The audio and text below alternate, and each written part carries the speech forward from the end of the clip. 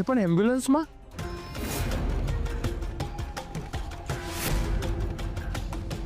રાધાને જોવા માટે અને એની સાથે વાત કરવા માટે બધા અહીંયા ભેગા થયા છે. પૂછો ને ત્યાં કોણ કોણ છે? હા, કોણ કોણ છે ત્યાં? ક્રિશ છે, રશ્મિ છે, નીલા છે, હર્ષ છે, ઉર્મિલાબેન છે અને રાધાના ફઈ મીતા પણ છે.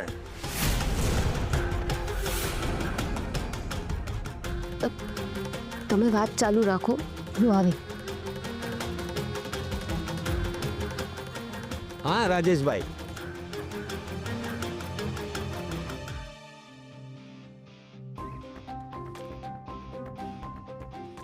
વિડીયો કોલ વખતે મીતા ફોઈ સામે ના હોવા જોઈએ. મારે એમને ગમે તેમ કરીને બહાર કાઢવા પડશે. પણ મીતા ફોઈ એટલી સહેલાઈથી બહાર જાય એમ નથી. એ કન્ફર્મ કરવા માંગે છે કે મારા પર હુમલો થયો છે કે નહીં. અરે કોઈ સોલિડ કારણ હોવું જોઈએ એને બહાર કાઢવા માટે. પણ એ કારણ શું હોઈ શકે?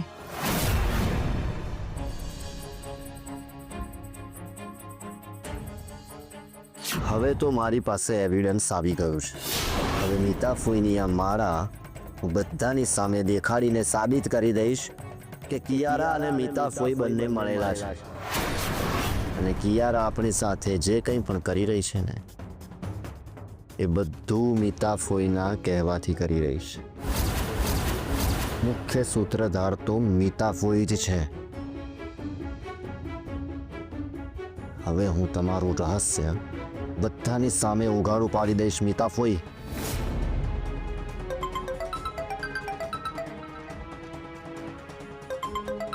અરે હા તો ઇન્ટરનેશનલ નંબર છે. કોનો ફોન હોઈ શકે?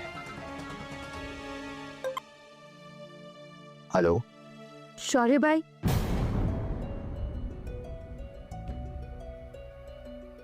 રાધા ભાભી. તમે રાધા ભાભી બોલો છો ને? તમે મારો અવાજ ઓળખી ગયા? હું તમને કેવી રીતે ભૂલી શકું રાધા ભાભી? આજે હું જે કંઈ પણ છું એ તમારા લીધે જ છું. અરે તમે જ મને રાક્ષસમાંથી માણસ બનાવ્યો છે. તમારું આ અહેસાન હું ક્યારે ના ભૂલી શકું ભાભી. એમાં વળી શેનો અહેસાન? એ તો મારા નાના દિયર માટે મારી ફરજ હતી. આ ફક્ત તમે જ કહી શકો રાધા ભાભી. પહેલાં મને એમ કહો કે તમે કેમ છો? તમારી તબિયત કેમ છે? હું એકદમ સ્વસ્થ છું. ભાભી, મને ક્રિશભાઈ કહેતા હતા કે તમે કોમામાંથી બહાર આવી ગયા છો. અને આ સાંભળીને સૌથી વધારે ખુશ હું થયો હતો ભાભી. શૌર્યભાઈ, હમણાં તમે ક્યાં છો? હું હમણાં તમારા પપ્પાના ઘરે આવી ગયો છું. તમને ખબર છે ભાભી, મીતા ફોઈ અને કિયારા બંને મળેલા છે. અને બંને મળીને તમારા વિરુદ્ધ, તમારા મમ્મી પપ્પા વિરુદ્ધ અને આપણા પરિવાર વિરુદ્ધ કાવતરું કર્યું છે. મીતા ફોઈ આ બધાના સૂત્રધાર છે. અને એનું સબૂત મારા હાથમાં આવી ગયું છે. એટલે હવે હું બધાની સામે મીતા ફોઈનો ભાંડો ફોડવા માટે જઈ રહ્યો છું. આટલી ઉતાવળ ના કરશો શૌર્યભાઈ. અરે ઓલરેડી બહુ મોડું થઈ ગયું છે ભાભી. એમના લીધે જ આપણે આટલી બધી તકલીફો ભોગવી રહ્યા છીએ. અને હવે આગળ જતાં આપણી વિરુદ્ધ કોઈ મોટું ષડયંત્ર રચે ને એની પહેલાં મારે એમને ઉઘાડા પાડવા પડશે ભાભી. તમને ફક્ત એટલું જ ખબર છે ને કે મીતા ફોઈ અને કિયારા મળેલા છે. હા, હું તમને આનાથી પણ મોટું રહસ્ય કહીશ. એ સાંભળીને તમને આઘાત લાગશે.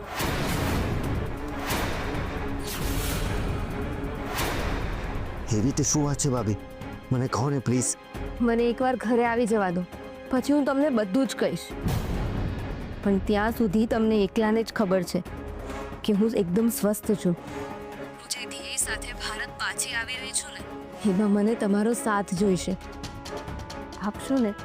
તમારે મને પૂછવાનું ના હોય ભાભી, તમારે હુકમ કરવાનો હોય. બોલો, શું હુકમ છે? હું હમણાં ક્રિશ અને ઘરવાળાઓને વિડીયો કોલ કરવાની છું. એ વખતે મીતા ફોઈ ઘરમાં ના હોવા જોઈએ. ઠીક છે, તો મારે શું કરવાનું છે? તમે એક કામ કરો, કોઈની પાસે મીતા ફોઈને ફોન કરાવો કે મિલીનો એક્સિડન્ટ થયો છે. એટલે એ તરત જ ઘરમાંથી બહાર નીકળશે. Unknown number?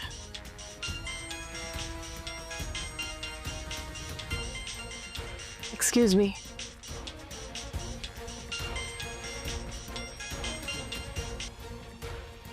હેલો, કોણ? શું એક્સિડન્ટ થયો છે? ક્યારે? કેવી રીતે? તમે મને એડ્રેસ આપો. શું? હું હમણાં જ આવું છું. ઓટો!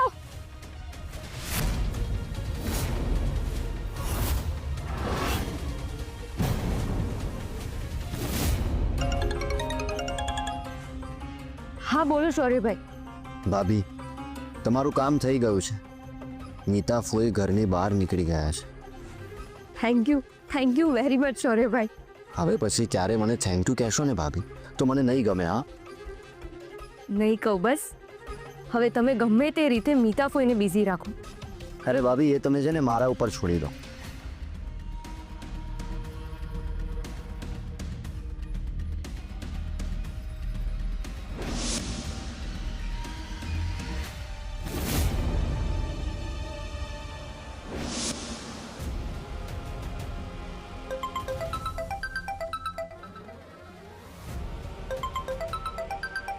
રાધા ભાભીનો ફોન. હેલો, કેમ છો ભાભી? હું ઠીક છું. આ લોકોને કોઈ ખબર? ભાભી તમારા કહેવા પ્રમાણે હું કિયરાને સતત ફોલો કરું છું, પણ મને લાગે છે કે આજે એને ખબર પડી ગઈ છે, એટલે અત્યારે એને મને ચકમો આપ્યો. શું વાત કરો છો? પણ કેવી રીતે ચકમો આપ્યો? ભાભી હું જમવા બેઠો હતો. જેવી કિયારા ઘરની બહાર ગઈ એવો તરત જ હું પણ એની પાછળ ઘરની બહાર ગયો.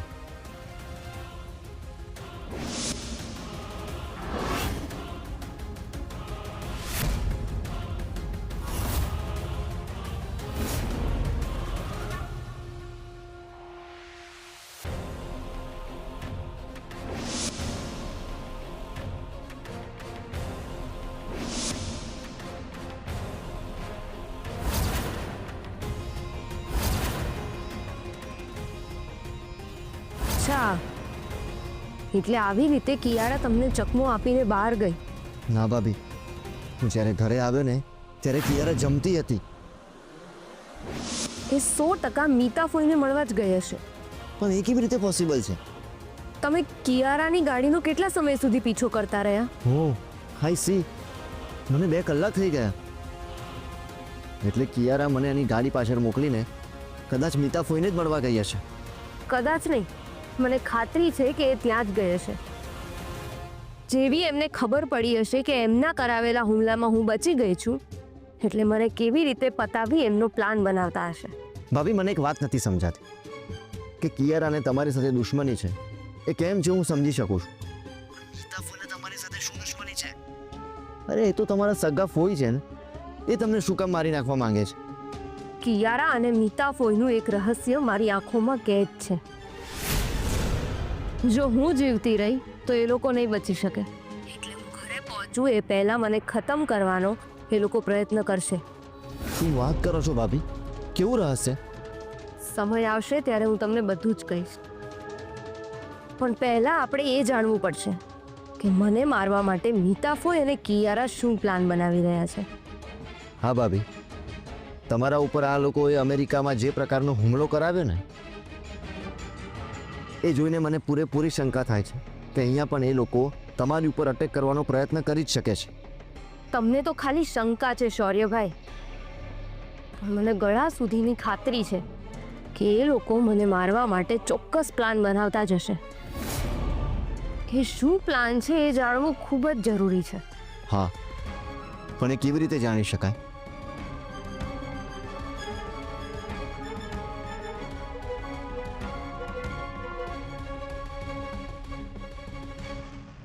એક કામ કરો, જ્યારે બધા સૂઈ જાય ત્યારે ગમે તે રીતે તમે કિયારાની ગાડીમાં માઇક્રોફોન ફિટ કરી દો, જેથી એ કોઈ પણ વાત કરે તો તમે એ સાંભળી શકો. વાહ ભાભી, સુપર આઈડિયા છે. સમજો કે આ કામ થઈ ગયું.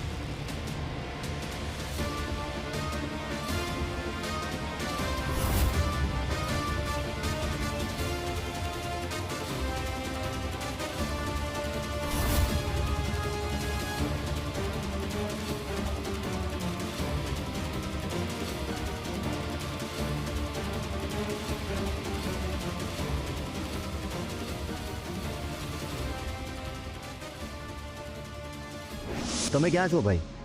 રાધાને લેવા એરપોર્ટ જઈએ છીએ. ઓકે ભાઈ, મારી કોઈ જરૂર પડે તો મને જણાવજો.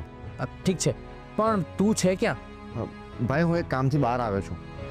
અચ્છા, તમે ભાભીને લઈને એરપોર્ટથી નીકળો ને ત્યારે મને જાણ કરજો, હું એમને મળવા માટે આવી જઈશ. ઠીક છે? ઠીક છે.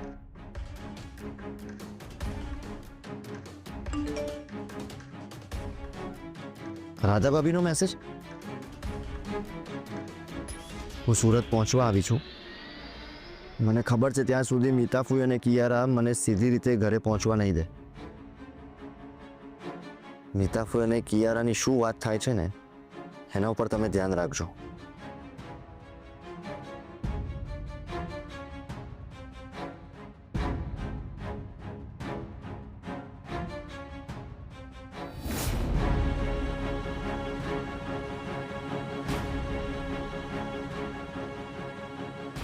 હવે મને કે તારો આગળનો પ્લાન શું છે? રાધા જે એમ્બ્યુલન્સમાં ઘરે આવવાની છે એ એમ્બ્યુલન્સમાં આપણા માણસો બોમ્બ ફિટ કરશે. એનું રિમોટ આપણા હાથમાં છે.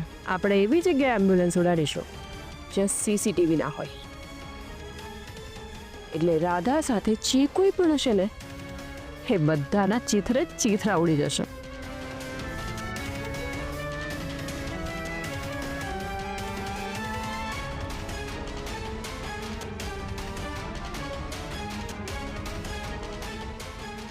ઓ માય ગોડ, રાધા ભાભી સાચું કહેતા હતા. આ લોકો તો બહુ ખતરનાક પ્લાન બનાવી રહ્યા છે. ઓ શિટ, હવે શું કરું? રાધા ભાભીને ફોન કરી જોઉં.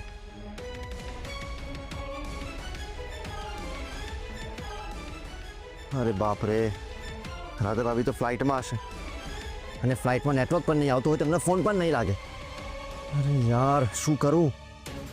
એક કામ કરો, અમને મેસેજ કરી જોઉં છું. હેલો રાધા ભાભી, તમે જે એમ્બ્યુલન્સમાં ઘરે આવવાના છો ને એમાં બોમ્બ લગાડવાના છે, જેથી તમે અને તમારી સાથે ક્રિશભાઈ અને આરપી સર આવવાના છે એ બધા જ બોમ્બ બ્લાસ્ટમાં પતી જાય. હવે શું કરવાનું છે પ્લીઝ મને કહો.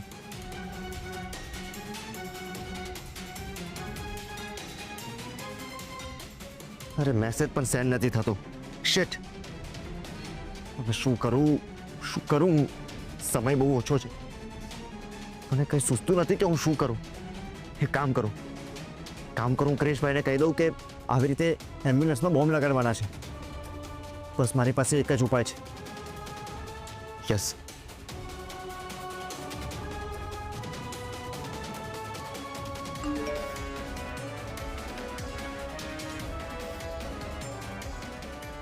રાધા ભાભીનો મેસેજ.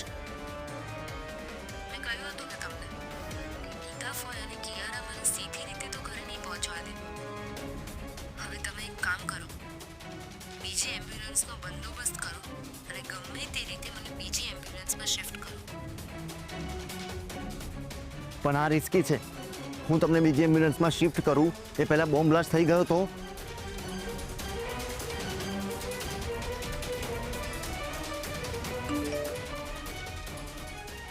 ભગવાન પર ભરોસો છે, એવું કંઈ નહીં થાય.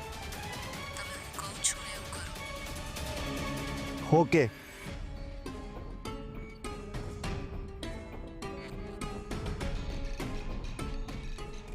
હલો, મને હમણાં એમ્બ્યુલન્સ જોઈએ છે.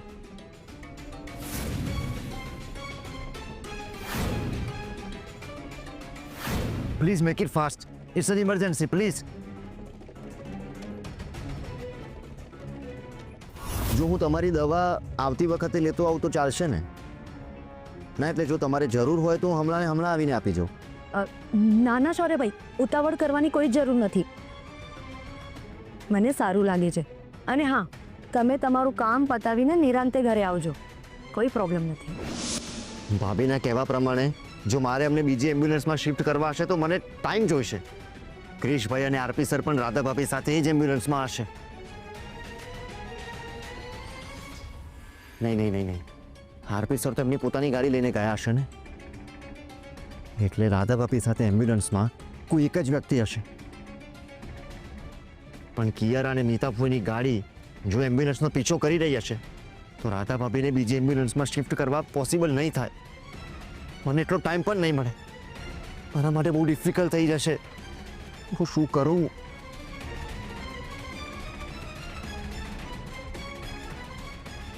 હવે મારી પાસે એક જ ઓપ્શન છે.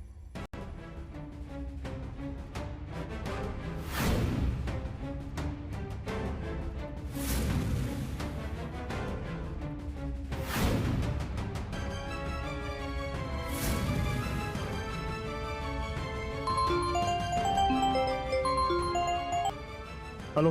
Hello, yes sir. સર, આપણા શહેરમાં આતંકવાદી સંગઠન RDX ઘુસાડવાનો પ્રયત્ન કરી રહ્યા છે. વોટ? તમે કોણ બોલો છો? આ કોઈ ફેક ન્યૂઝ નથી ને? અને એમ છે તો તમને જેલ થઈ શકે છે. અરે યસ સર, એ બધું મને મંજૂર છે. પ્લીઝ તમે શહેરની અંદર આવતા વાહનોનું ચેકિંગ કરો.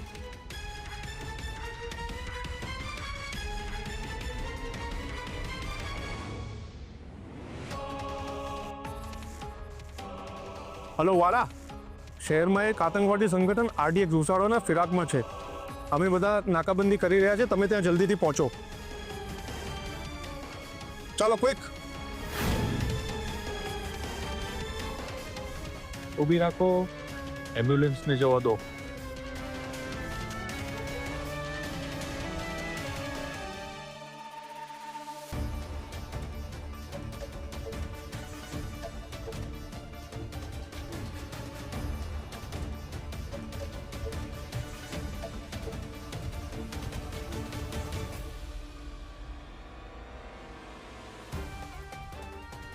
હા, બધું શું છે ભાભી?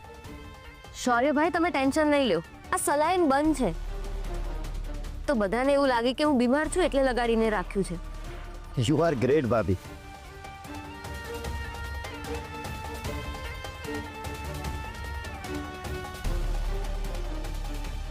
એમ્બ્યુલન્સ આવી ગઈ છે ને? હા ભાભી, પણ આપણી પાસે સમય બહુ જ ઓછો છે. પેલા લોકો ચેકપોસ્ટની બહાર નીકળે ને એની પહેલા આપણે કામ પતાવવું પડશે. ઠીક છે, આપણે અહીંથી બધો સામાન લઈને બીજી એમ્બ્યુલન્સમાં જવાનું છે. કેમ? આમાં શું પ્રોબ્લેમ છે? અરે એમ્બ્યુલન્સમાં થોડો પ્રોબ્લેમ છે. ચલો ભાભી.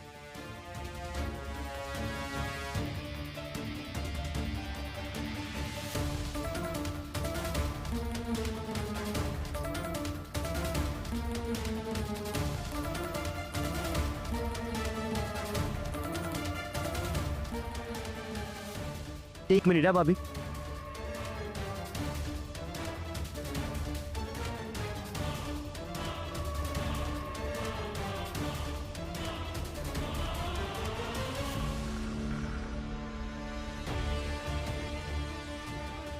આ તમે શું કરો છો? કઈ નહીં ભાભી. એક કામ કરો શૌર્યભાઈ,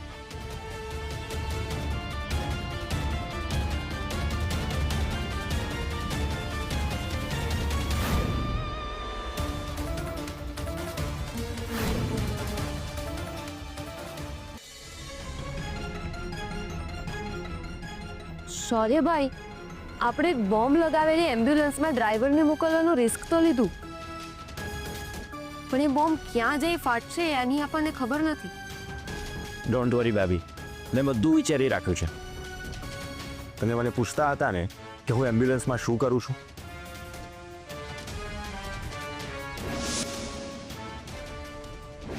ભાભી, મેં એમ્બ્યુલન્સમાં લાગેલો બોમ્બ ચેક કર્યો હતો અને હું ત્યારે જ સમજી ગયો હતો કે જ્યાં સુધી એ એમ્બ્યુલન્સ એ લોકોની રેન્જમાં નહીં આવે ને ત્યાં સુધી બોમ્બ બ્લાસ્ટ નહીં થાય. તો પછી તમે એમને જટ કહી દો. હા ભાભી.